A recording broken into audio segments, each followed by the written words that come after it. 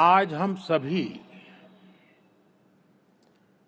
एक नए इतिहास को बनते देख रहे हैं।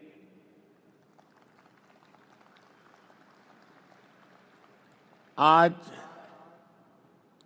विक्रम संवत 2082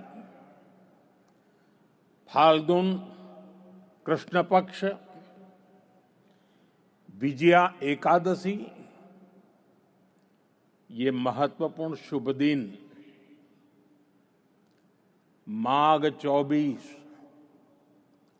शक संवत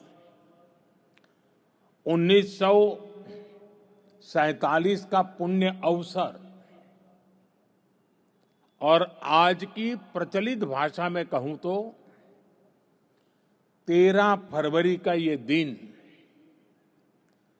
भारत की विकास यात्रा में एक नए आरंभ का साक्षी बन रहा है। हमारे शास्त्रों में विजया एकादशी का बहुत महत्व रहा है। इस दिन जिस संकल्प के साथ आगे बढ़ते हैं उसमें विजय अवश्य प्राप्त होती है। आज हम सभी भी विकसित भारत का संकल्प लेकर सेवा तीर्थ में, कर्तव्य भवन में प्रवेश कर रहे हैं। अपने लक्ष्य में विजयी होने का दैवीय आशीर्वाद हमारे साथ है। मैं आप सभी को, पीएमओ की पूरी टीम को,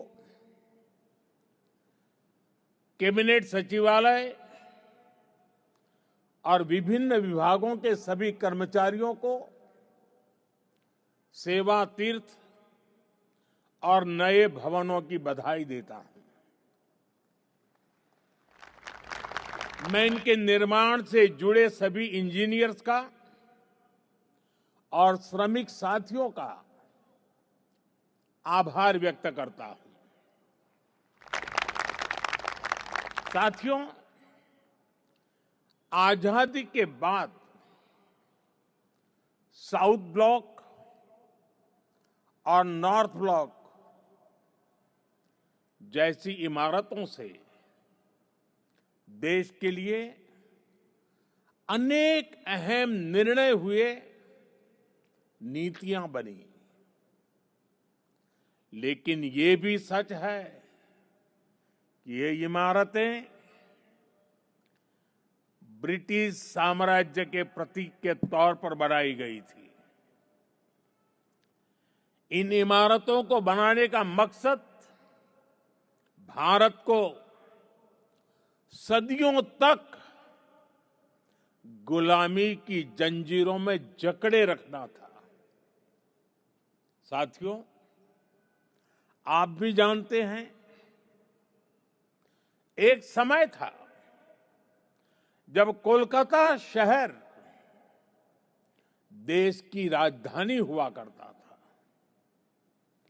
लेकिन 1905 के बंगाल विभाजन के उस दौर में कोलकाता ब्रिटिश विरोधी आंदोलन का प्रबल केंद्र बन चुका था और इसलिए अंग्रेजों ने 1911 में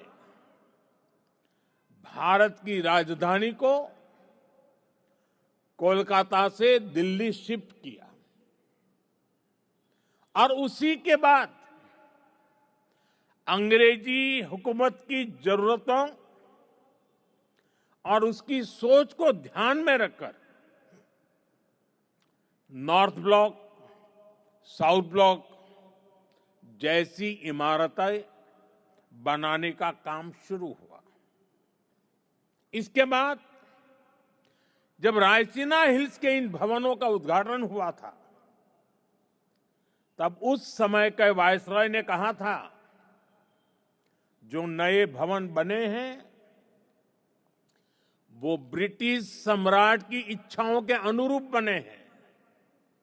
यानी उस दौर में ये भवन ब्रिटेन के महाराजा की सोच को गुलाम भारत की जमीन पर उतारने का माध्यम थे। रायसीना हिल्स का चुनाव भी इसलिए किया गया कि इमारतें अन्य इमारतों से ऊपर रहे, कोई उनकी बराबरी ना कर सके। अब संयोग से सेवा तीर्थ का ये पूरा परिसर किसी पहाड़ी पर न होकर जमीन से ज्यादा जुड़ा है।